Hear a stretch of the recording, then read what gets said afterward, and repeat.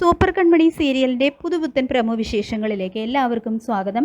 അങ്ങനെ കൺമണിയും കൃഷും മഹേഷും ദേവജിയുടെ വീട്ടിലാണ്. മഹേഷ് കൺമണിയോട് യാത്ര പറഞ്ഞിറങ്ങാൻ തുടങ്ങുമ്പോൾ ഞാൻ പോയിട്ട് രാത്രിയിൽ വരാമെന്ന് പറഞ്ഞാണ് രഹസ്യമായിട്ട് കൃഷി കൺമണിയോട്. ഞാൻ കേട്ടു അവൻ വരില്ല എന്ന് പറയാണ് മഹി. പിന്നീട് ദേവജീനെ സാഗര വിളിച്ചിട്ട് ബലരാമനെ ജയിലിൽ നിറക്കാൻ വേണ്ടി ഞാനും സുജുവും അങ്ങോട്ട് വരികയാണെന്ന് പറയുകയാണ്. ഇത് കേട്ട് ദേവജി ഞെട്ടുന്നുണ്ട്. കൺമണിയാണെങ്കിൽ ദേവജിയുടെ മുഖഭാവം കണ്ട് എന്താ സാർ എന്താ പ്രശ്നമെന്ന് ചോദിക്കുമ്പോൾ കൃഷിൻ്റെ കാര്യത്തിൽ എനിക്ക് നല്ല പേടിയുണ്ടെന്ന് പറയാണ് കേട്ടോ.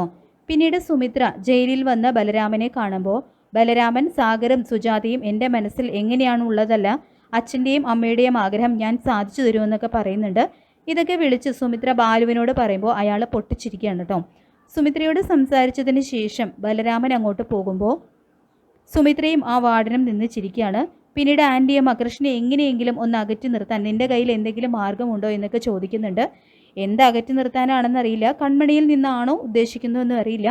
മഹി കൃഷ്ണനോട് ഈ കുഞ്ഞുങ്ങൾ അതിൻ്റെ ഒരു കണക്കെടുപ്പ് എങ്ങനെയാണെന്നൊക്കെ ചോദിക്കുമ്പോൾ അതൊക്കെ ഞങ്ങൾ നോക്കിക്കോളാമെന്ന് പറയുന്നുണ്ട് കേട്ടോ കൃഷ്ണ.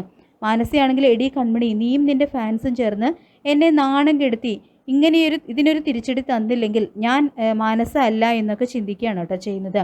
ഈ റിവ്യൂ ഇഷ്ടപ്പെട്ടെങ്കിൽ ലൈക്ക് ചെയ്യുക, ചാനൽ കൂടി ഒന്ന് സബ്സ്ക്രൈബ് ചെയ്യുക. താങ്ക്